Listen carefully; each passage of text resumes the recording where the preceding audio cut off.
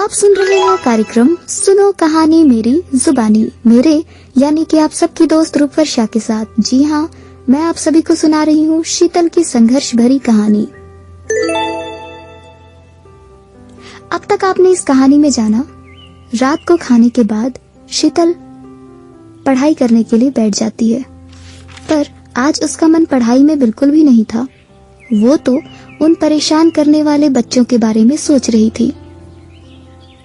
वो ये सोच रही थी कि आखिर सब लोग मुझे इतना परेशान क्यों करते हैं, कैसे मैं इन सब परेशानियों से बाहर निकलूं, कैसे मैं इन सबको सबक सिखाऊं। उसके मन में कई सवाल चल रहे थे और ये सब सोचते सोचते उसे कब नींद आई उसे पता ही नहीं चला। दादी ने जब ये देखा तो वो उसके पास आई और उसके पास बैठकर उसका सर सहलाती हुई वो कहने लगी, हे भगवान, ये मेरी पोती के साथ क्या हो रहा है, ये इतनी परेशान क्यों है। भगवान, इसे जो भी परेशानी है उन सब परेशानियों से इसकी रक्षा करना, उन सब परेशानियों को इससे दूर कर देना। ये कहते हुए वो भी उसके पास ही सो गई। दूसरी सुबह शीतल जल्दी ही उठ गई और स्कूल जाने के लिए तैयार हो गई। वो तैयार होकर स्कूल के लिए निकल गई, पर रास्ते में चलते समय वो सोच रही थी कि कैसे वो इन सब परेशानियों से बाहर निकले, कैसे वो इन सबको सबक सिखाए। काफी देर तक सोचने के बाद आखिरकार उसे समझ में आ गया कि उसे क्या करना है।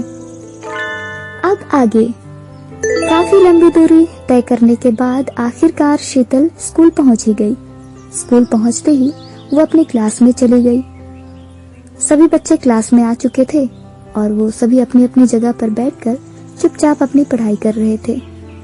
शीतल भी अपनी जगह पर जाकर चुपचाप बैठकर पढ़ाई करने लगी, पर जो लोग उसे परेशान करते वो ये मौका कहाँ छोड़ने वाले थे।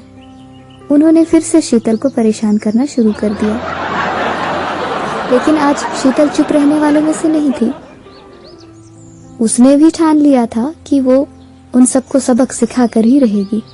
इसलिए जैसे ही उन बच्चों ने उसे परेशान करना शुरू किया, तभी शीतल ने भी उन बच्चों के हाथों से उनकी किताबें लेकर इस तरह से फाड़ने लगी जैसे कि उसे कोई फर्क ही ना पड़ता हो।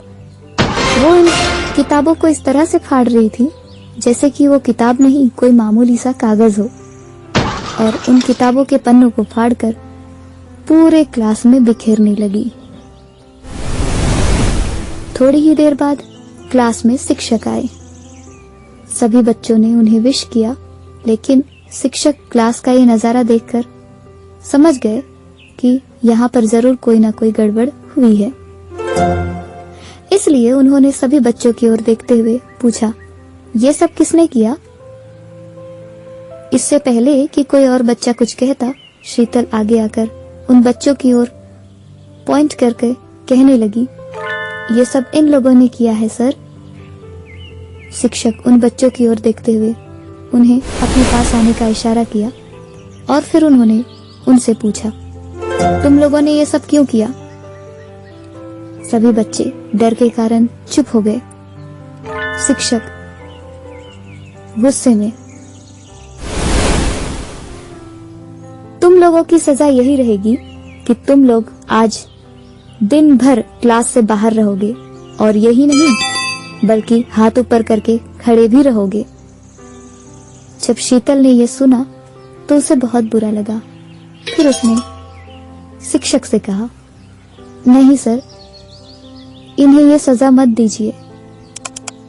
शिक्षक, क्यों। शीतल, क्योंकि ये सब मेरे दोस्त हैं।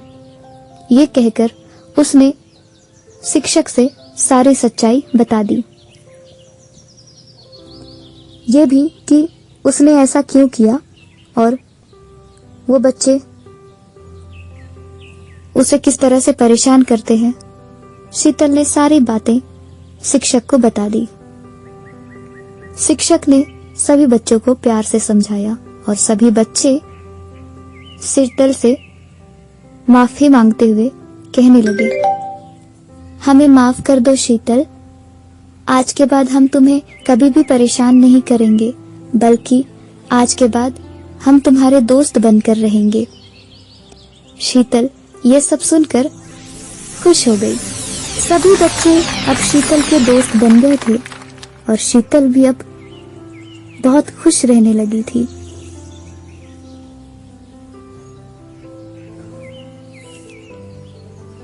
अब शिक्षकों द्वारा कोई भी विषय पढ़ाया जाता था, सभी बच्चे शीतल के साथ मन लगाकर पढ़ने भी लगे थे। इस तरह से कई दिन, कई महीने बीत गए।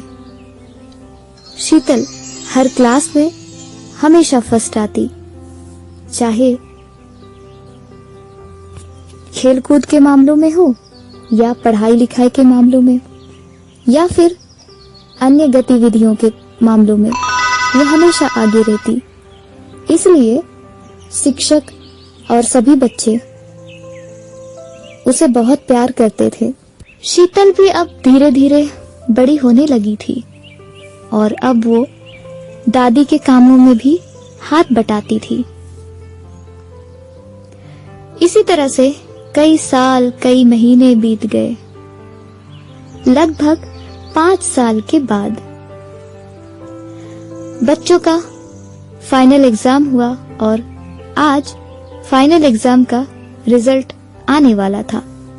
सभी बच्चे अपने रिजल्ट के आने का इंतजार कर रहे थे। उस वक्त शीतल ये सोच रही थी